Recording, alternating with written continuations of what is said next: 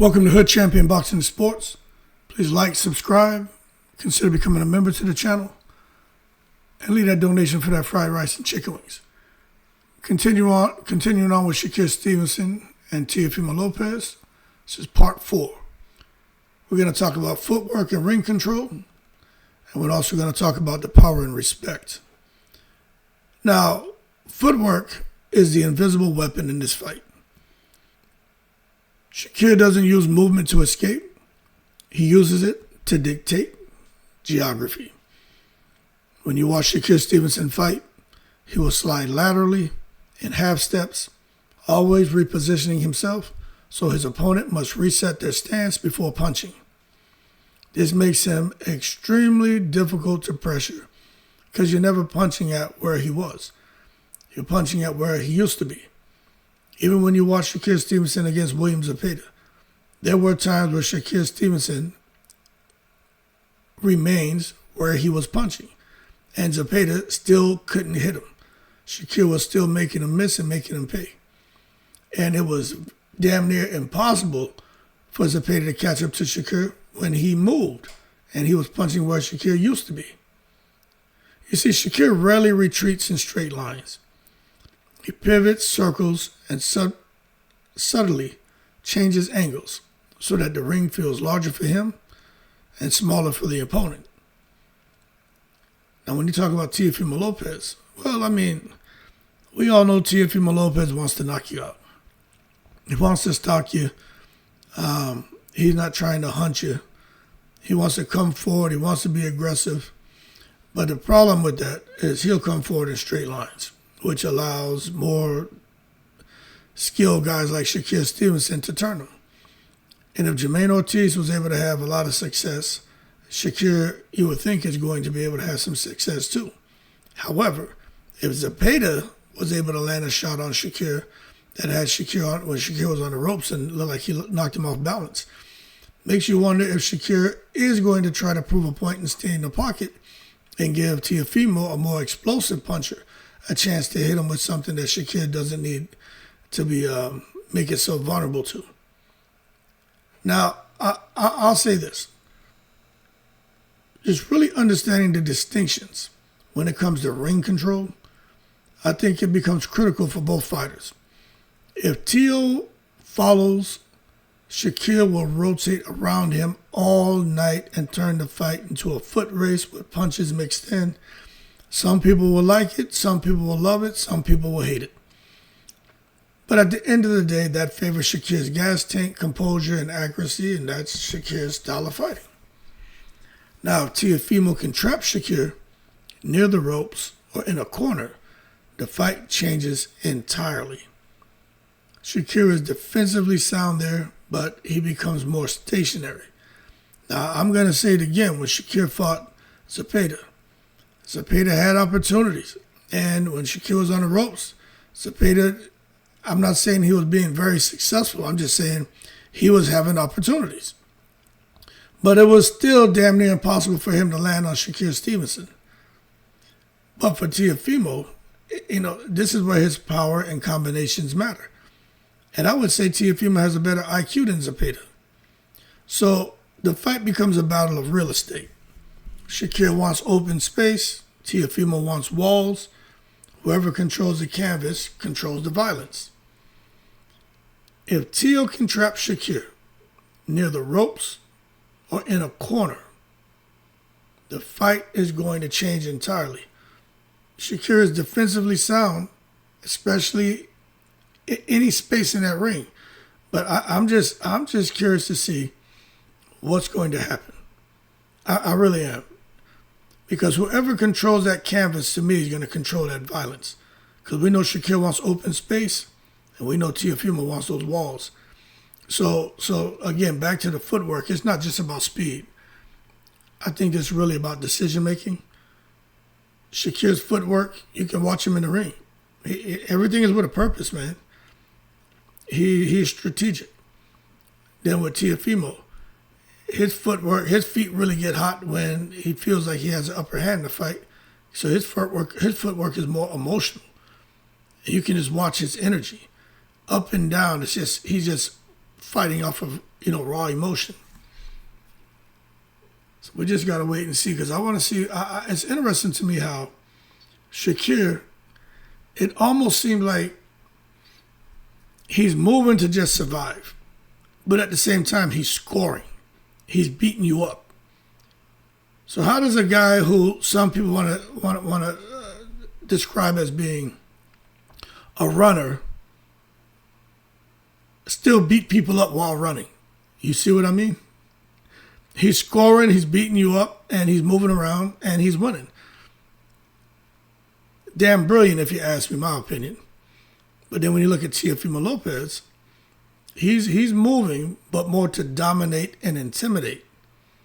So the winner will be the man who forced the fight to happen in the part of the ring where I think he feels safest. And I'm going to be honest with you, I think SHAKUR is comfortable everywhere. I think Teofimo is comfortable everywhere. And that's why we had to see, man, who's going to be able to kind of dictate their way and go on to dominate. Like this really, I'm telling you, this is not an easy fight for either one of these guys, because they both know that. First, they both have respect for each other, right? We're getting into part 4 now. And then I think there's some power that SHAKUR is expecting to bring up into the 140-pound division, and there's some power that already exists there from Teofimo Lopez at 140. And we know power changes behavior. Teofimo's punching power forces hesitation, makes people think twice. Fighters hesitate when they fear what will happen if they make a mistake. That hesitation creates openings for Teofimo to explode. That's if he can make SHAKUR hesitate, which I just have a tough time, because I haven't seen anybody else make SHAKUR Stevenson hesitate. But Teofimo's right hand and left hook, he's not just looking to coochie coo you, tickle you, chicken peck you. Those are psychological tools. When Teo lands, opponents remember it. And that memory lingers in every single exchange. Now, for SHAKUR, his strengths are a little bit different. His accuracy creates doubt. Doubt is more dangerous than fear, because fear makes you cautious, but doubt makes you wrong. SHAKUR makes fighters question their own offense. They swing, they miss, they get countered. All of a sudden, they stop trusting their timing. They stop trusting themselves. By then, they've lost the fight. And SHAKUR has taken over. And it's not even by hurting you. It's by confusing you, by fighting to survive, but beating you up at the same time. It's really brilliant to watch SHAKUR Stevenson get in that ring and watch what he does. Is he a runner? Yes. But is he beating you up while he's running? Yes. So it makes you wonder, how the hell can someone come in there running around the ring and beating the hell out of people? It's brilliance.